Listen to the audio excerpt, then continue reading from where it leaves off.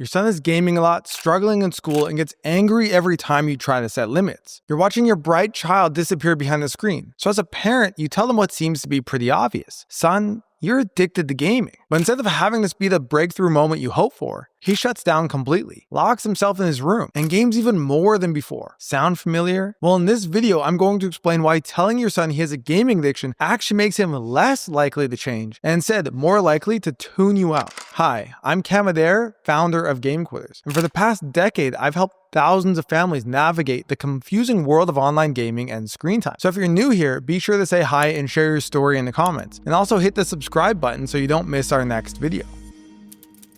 The truth is, I was that kid myself, gaming 16 hours a day, dropping out of high school, and sadly putting my parents through hell. So I really get what your son is going through, because I was him. So here's what I've learned working with thousands of families. Parents think calling it an addiction will create that light bulb moment. You think, surely this is what will help your child finally see they have a problem and decide to ask for help. But in reality, it actually does the opposite. Instead of bringing you closer together, it pushes you further away and makes them more resistant to change. And this happens for 3 specific reasons, which I'm going to go over in this video.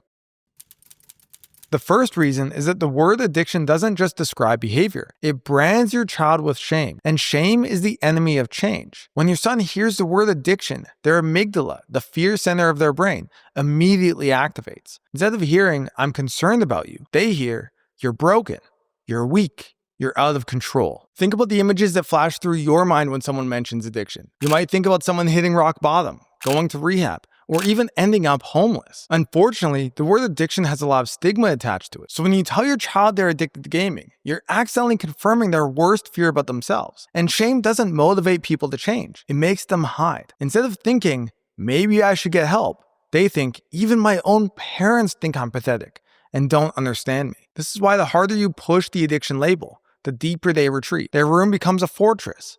Gaming becomes not just an escape from life, it becomes an escape from your judgment. You might even notice they flip their days and nights to avoid being around you, or catch them always wearing headphones around the house. When I was gaming 16 hours a day, the moment my parents used that word, I felt like they saw me as a lost cause. So I acted like one. I gamed even more, just to prove them right. The good news is that convincing them to identify with the addiction label isn't actually necessary in order for them to make healthy changes. I'll share more about what to do instead, but before we get into that, I actually put together a worksheet for you called Reconnect that has the exact conversation scripts I'm about to reference. In the worksheet, you'll get word-for-word examples of what to say and when to say it, plus how to handle common responses from your gamer. You'll need these for your next conversation with your child. So before you go further, click the link in the description to grab it so you can follow along. Alright, so now that you have the worksheet, let's understand the other reasons why the addiction label is so ineffective. And these 2 reasons are interconnected. So the second reason is that it activates their psychological defense system. The moment you say they're addicted, their brain switches into lawyer mode. You might have noticed this yourself. They start building a case for why they're not addicted. They'll say things like, I'm not addicted, I can stop anytime I want. This is just my hobby. You don't understand that I'm playing with all my friends. Every parent tells me the same thing. The more I tried to explain why it was an addiction, the more creative their excuses became. When you approach them in this way, they're actually training their brain to justify their excessive play. But here's what's even worse, and this is the third reason. While they're busy defending their gaming, something terrible is happening to your relationship. One mother I spoke to described it perfectly. She said, after I kept calling it an addiction, every conversation became a battle. He'd see me coming and immediately lock his door. I went from being his mom to feeling like the gaming police. This is the pattern I see with every struggling family I work with. The addiction label draws a line in the sand. It's now you versus them. You're positioned as the enemy trying to take away what they love most. And the more you try to convince them that they have a problem, the more convinced they become that they're not the ones with the problem. You are. So in my experience, change never happens through confrontation. Change happens through connection. Without that connection, you have zero influence in their life. Instead, they'll get their emotional support and validation from their online gaming community, not from you, their mom or dad. The addiction label doesn't just fail to solve the problem. It actively cuts you off from being part of the solution. And the longer you wait to change this approach, the more your child's brain rewires itself for resistance. You can learn more about how gaming changes their brain by watching the video linked in the description. So what should you do instead? There are 3 approaches that actually work. And remember, all these scripts are in your Reconnect worksheet. Alright, so first, make sure you lead with genuine curiosity and understanding. Instead of saying, you're addicted to gaming, try, I'd love to understand what gaming means to you. Or, can you show me one of your favorite games? I'm curious how it works. This works because you're no longer the enemy trying to take something away. You're someone genuinely interested in understanding their world. Genuinely curious being the key words there. When my clients start using this approach, they're always shocked at what happens. Their kids actually start talking to them again. One mom told me her son spent 30 minutes explaining his favorite game to her, and this was the first real conversation they'd had in months. Now, an important note here. You're not endorsing excessive gaming here. You're building a bridge of understanding that will allow you to have influence later. But first, they need to feel heard and valued. If you're not talking, you're not getting anywhere. Coming up, I'll show you the exact framework that gets resistant gamers to actually make changes. But next, what you want to do is focus on the impact of gaming rather than labels. Rather than saying you're addicted and it's ruining your life, try, I feel anxious when I notice you're not sleeping well. How can I support you to have a normal sleep schedule while still enjoying game time? See the difference? You're expressing your care and concern without making them wrong. You're not triggering their defense mechanisms because you're not attacking them. This approach actually gets them thinking about the effects of gaming without feeling like they need to defend it. When you focus on the impact rather than the label, you're inviting reflection instead of resistance.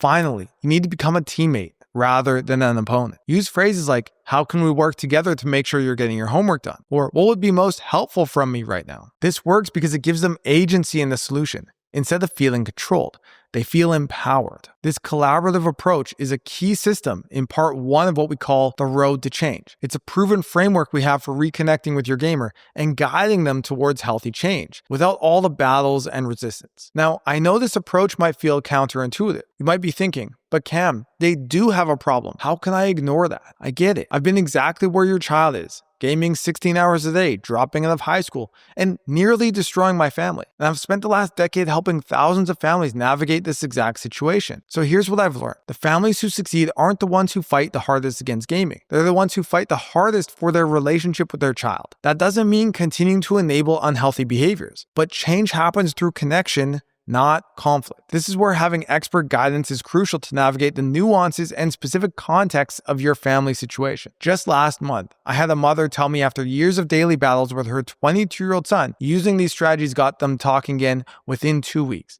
6 months later, he's working full-time and has cut his gaming down to weekends only. It's a big difference. My philosophy is your son is going to live in a tech world, and abstaining from technology isn't realistic. I think of gaming and screen time issues more like an eating disorder rather than a substance issue. In this frame, you can't stop eating, but you need to learn how to eat in a healthy way. And the same goes for tech. Your son is going to live in a world with technology. He's going to have access to devices, but using them in a healthy way that doesn't harm his life is essential. Taking this approach isn't about being permissive or giving up. It's about being strategic. These 3 approaches are just the beginning of our complete road to change framework. It includes our exact step-by-step system that guides your gamer from denial and not ready to change to working together as a family towards a healthy life. You can find more about the road to change framework in the Reconnect worksheet. So if you haven't already, be sure to click the link in the description to download it now. And if you want my expert guidance to help you implement the full road to change framework for your family, you can book a free game plan strategy call with our team. On this call, we'll help you create a custom action plan to reconnect with your gamer and guide you through each step of the process. You can book a call with our team by clicking the link in the description. Remember, the longer you wait, the more entrenched these patterns become. Your child is still in there behind all the gaming. They're just waiting for someone who understands them to help them show their way back. So take action now and grab the worksheet and the game plan strategy call. They are free and the links are below. The families who succeed are the ones who take action quickly, rather than those who wait for the perfect moment. And if you want to learn more about why your gamer won't admit they have a gaming problem, even when they have one, watch this video on your screen now, and I'll see you there.